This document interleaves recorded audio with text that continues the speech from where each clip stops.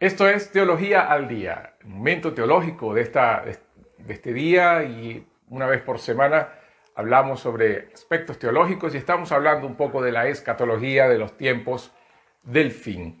Hablé la última vez sobre el anticristo, sobre el carácter del anticristo, su personalidad, que está escrito en 2 Tesalonicenses capítulo 2, llamado o conocido también como el Apocalipsis de Pablo. Hoy yo quiero, como prometí la vez pasada, entonces hablar sobre Juan, lo que Juan dice del anticristo. La cuestión es que es una visión completa que está en el Apocalipsis, comienza en el capítulo 12, termina en el capítulo 14. Todo eso va a mostrar, es una visión del apóstol Juan, que va a mostrar justamente sobre Jesús, Satanás, el anticristo, la aparición de Cristo y el contraste de todo ello. Entonces, cuando vemos, y claro que yo voy a enfatizar ahorita, me voy a enfocar en el capítulo 13, pero cuando vemos el capítulo 13, el primer verso, va a aparecer una bestia, pero también aparece el nombre de un dragón. Y ese dragón que está más adelante es el dragón que está en el capítulo 12 de Apocalipsis. Ese dragón es conocido como Satanás, la serpiente antigua, Satanás. Eso lo vemos justamente en el capítulo 12. Eso está en el versículo 9. Y fue lanzado fuera el gran dragón, la serpiente antigua, que se llama Diablo y Satanás, el cual engaña al mundo entero. Fue arrojado a la tierra y sus ángeles fueron arrojados con él. Entonces, cuando nosotros vamos a Apocalipsis capítulo 13, vamos a encontrar el dragón, la bestia y el falso profeta.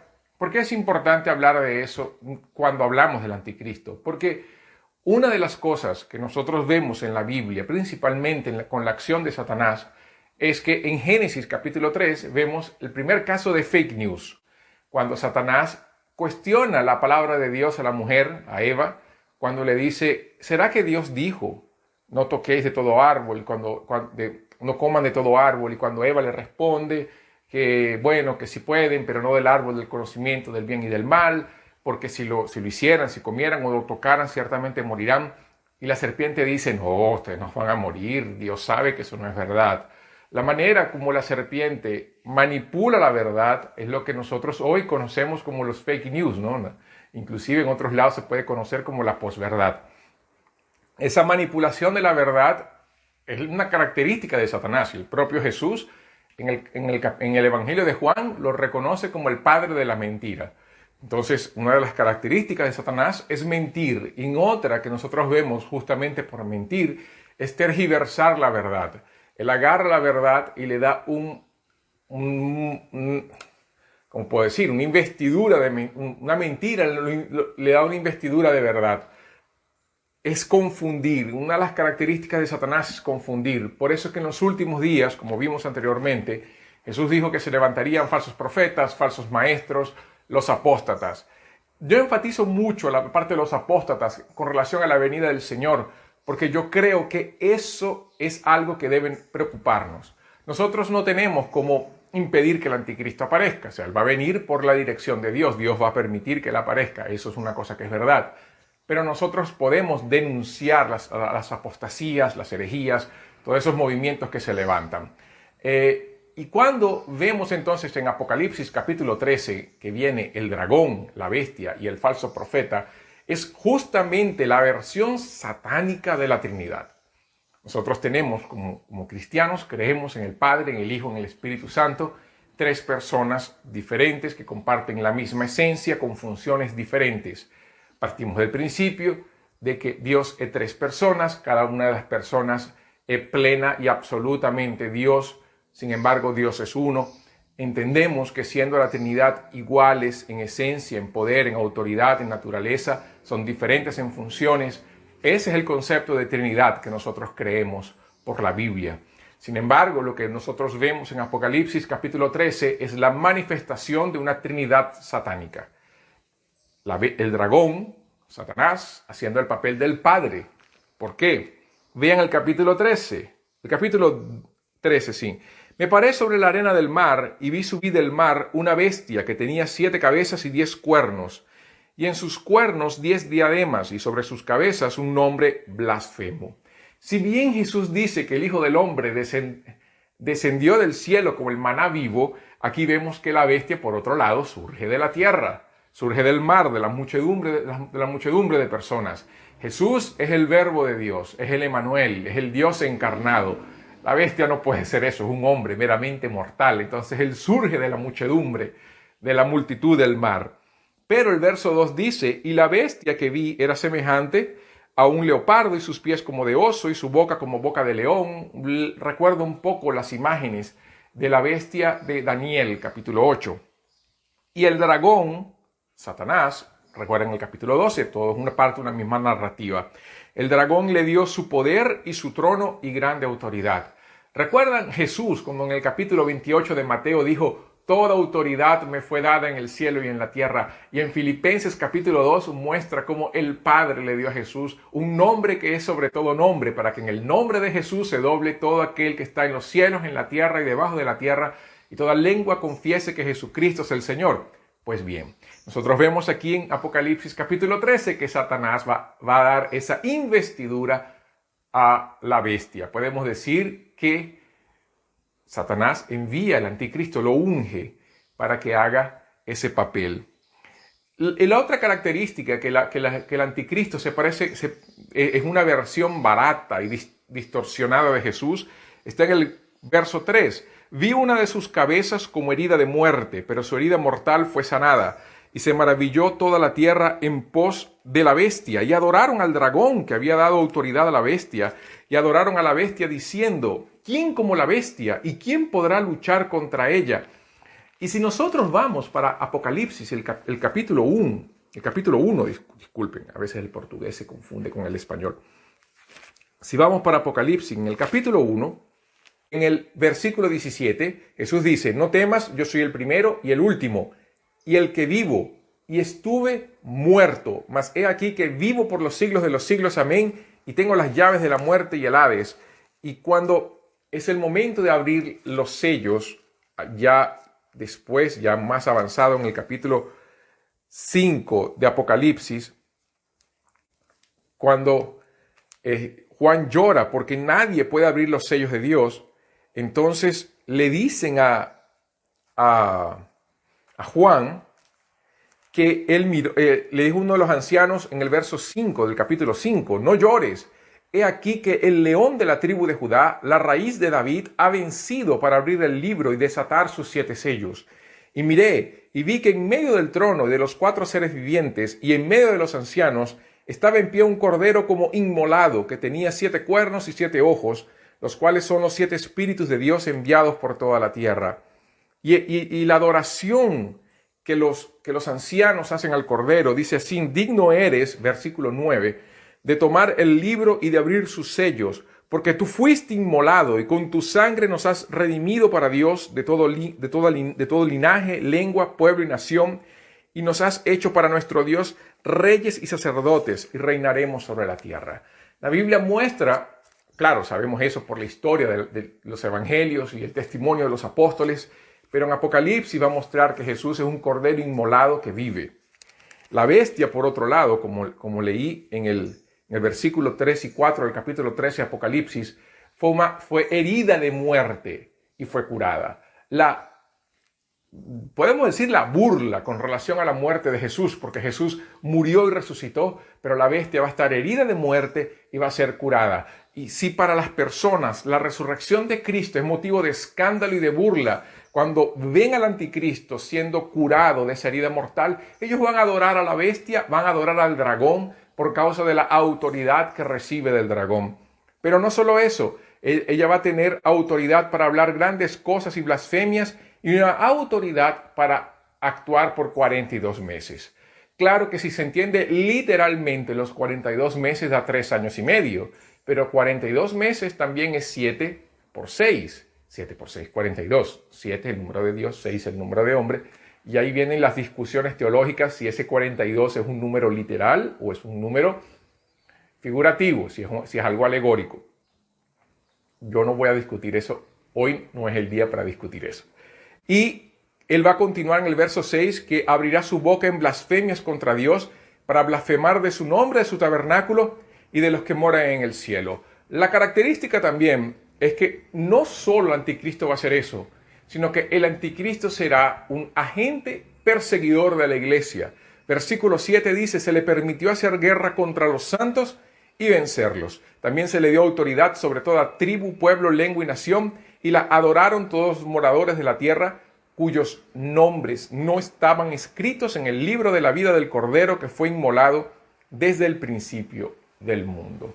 Entonces el anticristo perseguirá a los santos, perseguirá a la iglesia, y esa persecución será justamente porque ellos no van a adorarlo, y solamente aquellos cuyos nombres no están escritos en el libro de la vida son los que adorarán a la bestia.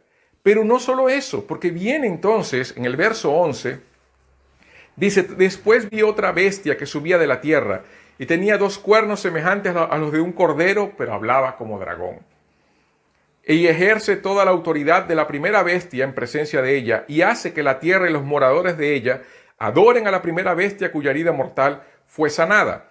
También hace grandes señales de tal manera que aún hace descender fuego del cielo a la tierra delante de los hombres y engaña a los moradores de la tierra con las señales que se le ha permitido hacer en presencia de la bestia, mandando a los moradores de la tierra que le hagan una imagen a la bestia que tiene la herida de espada y vivió. Vean cómo que es llamado el falso profeta en Apocalipsis capítulo 19, él va a hacer que las personas adoren a la bestia. Ese falso profeta hará que las personas adoren a la bestia. Él va a encaminar los corazones de las personas a la bestia. ¿Qué hace el Espíritu Santo? El Espíritu Santo convence a la persona y lo lleva hacia Jesús. El Espíritu Santo glorifica al Hijo, lleva a las personas al encuentro con Jesús. Vean cómo el falso profeta es una manifestación pirata del Espíritu Santo. Por eso es que esta Trinidad del capítulo 13 de Apocalipsis es una Trinidad bien barata, ni siquiera podemos decir barato, una cosa así, una abominación de la Trinidad. Porque el dragón concede toda autoridad a la bestia y al mismo tiempo el falso profeta va a hacer que las naciones adoren a la bestia y que puedan, y que sean encaminados a adorarlo, haciendo también señales y prodigios. Es la obra del Espíritu Santo de una manera destructiva, de una manera horrorosa. ¿Qué es la cuestión aquí? La cuestión aquí es que el carácter del anticristo es un carácter completamente contrario a Jesús. Él es todo lo que Jesús no es. Él es un hombre de pecado, extremadamente pecaminoso, un hombre que se hace pasar por Dios, un hombre que va a fingir una muerte como la muerte de Jesús, sin embargo no estaría muerto, estaría solamente herido, y va a hacer que las personas adoren a Satanás. Pudiera ser el caso de que no adoren a Satanás propiamente y diga adoren a Satanás, pero todo ídolo, y primero los Corintios va a decir eso, todo ídolo en realidad es una adoración a demonios. El otro detalle es que el anticristo representa el poder político y el falso profeta representa el poder religioso. Lo que nosotros vemos aquí en esta Trinidad también es la unión de ese poder político y poder religioso. Si nosotros vemos los oficios de Cristo, Cristo es profeta, sacerdote y rey. Entonces, en Jesús hay una unión como gobierno de Dios, como un gobierno teocrático, el gobierno de Cristo un gobierno teocrático, claro. Vemos la unión de todos los poderes en Cristo. Entonces, lo que Satanás va a hacer, porque no puede hacer eso, él va a distribuir el poder entre él, el anticristo y el falso profeta, de tal manera que, si bien la autoridad que ellos recibieron de parte de Dios para actuar por un tiempo es sobre todas las naciones, menos sobre la iglesia, la acción de Cristo está sobre todo el universo, incluyendo la iglesia. Satanás va a ungir el anticristo y va a ungir al falso profeta por la permisión de Dios. O sea, no es un momento de soltura de Satanás que él va a hacer lo que le da la gana. No es así. Lo que está sucediendo es algo que Dios ya está estableciendo como el momento final de su juicio sobre las naciones. El anticristo y el falso profeta serán instrumentos de Dios para juzgar a las naciones por causa de sus pecados, por causa de sus pecados. No dos seus pecados, dos seus en portugués, dos seus. Por causa de los pecados cometidos por ellos. Y en ese juicio de Dios por causa de los pecados cometidos por las naciones, estas personas, estos seres, el anticristo y el falso profeta, se van a erigir como si fueran Dios y la gente los va a adorar. Y nosotros vamos a ver de una manera visible cómo las personas, por causa de su pecado, no quieren buscar a Dios y cómo es más fácil adorar a las criaturas antes que al Creador. ¿Cómo vemos eso? Véanlo por este punto de vista. Hoy la adoración a ídolos se torna mucho más patente, mucho más visible, no solamente de ídolos hechos en figuras de madera, en figuras de metal, de plástico, sino también ídolos humanos, la adoración la adoración a los políticos, a los sistemas económicos, a las ideologías, hoy está más fuerte. Es posible que la adoración a Satanás, como dije anteriormente, no sea Satanás propiamente dicho, el demonio como tal, sino sea la adoración a una ideología, la adoración inclusive al propio ser humano, porque recuerden, toda adoración a ídolos, no importa si es un ídolo propiamente dicho, es una adoración a Satanás. Y eso está en 1 Corintios, capítulo 10. El texto va a aparecer aquí abajo. Y eso es un detalle interesante. Todo el movimiento actual, el movimiento anti-Dios y que está generando nuevos dioses, no es otra cosa que la canalización de este tiempo a la adoración del anticristo. Hoy estamos viendo con una separación mayor, lo que es una cultura cristiana de una cultura post-cristiana en Occidente. Nosotros estamos sufriendo entre comillas, lo que ya cristianos en otras partes del mundo ya vienen sufriendo desde hace mucho tiempo. Y lo que tenemos que ver es que justamente la uniformidad que el mundo está teniendo hoy, principalmente la uniformidad de un pensamiento anticristiano, es justamente la preparación del camino para el anticristo. Recuerden lo que yo he dicho anteriormente. Todos los anticristos que se han levantado preparan el camino para el anticristo final. Y los anticristos que están hoy están justamente preparando ese camino para la manifestación del anticristo. Ese anticristo, el hijo de pecado, el hijo de perdición, ungido por Satanás, ¿para qué? Para perseguir a la iglesia y traer la mayor apostasía que el mundo ha conocido. Lo más interesante de todo y el momento de mayor alegría está en el capítulo 14, porque en el capítulo 13 dice que Satanás estará con el anticristo y el falso profeta y la muchedumbre allí. Pero en el capítulo 14 dice que estará el Cordero de Dios junto con sus ángeles, con sus santos en el monte Sión. Vean ese texto. Y eso es interesante, porque dice en el capítulo 14, después miré, y aquí el Cordero estaba en pie sobre el monte Sión, y con él 144,000 que tenían el nombre de él y de su padre escrito en la frente. Y vienen las características de los 144,000. Yo no creo, yo soy de la corriente que piensa que los 144,000 no son literalmente el pueblo de Israel. Hay una serie de evidencias que van a mostrar eso. Yo creo que los 144,000 representan a la iglesia. Y lo interesante es que, a pesar de la persecución, a pesar de la destrucción, a pesar de lo que el anticristo va a traer a la iglesia, el Cordero de Dios, junto con su iglesia, estará allí para vencerlo. El capítulo 14 dice, bienaventurados los que mueren en el Señor. Y se refiere justamente a los que mueren por la persecución del anticristo. Muchos morirán. Muchos sufrirán la persecución, muchos perderán sus cosas. Pero perdiendo en este mundo es simplemente la obtención de la vida eterna que tendrá gran galardón. Yo sé que no es lo común escuchar esto, yo sé que no es lo normal, comúnmente siempre decimos que la iglesia no pasará. Yo creo que nosotros pasaremos por la gran tribulación y eso para mí me ayuda a prepararme mejor.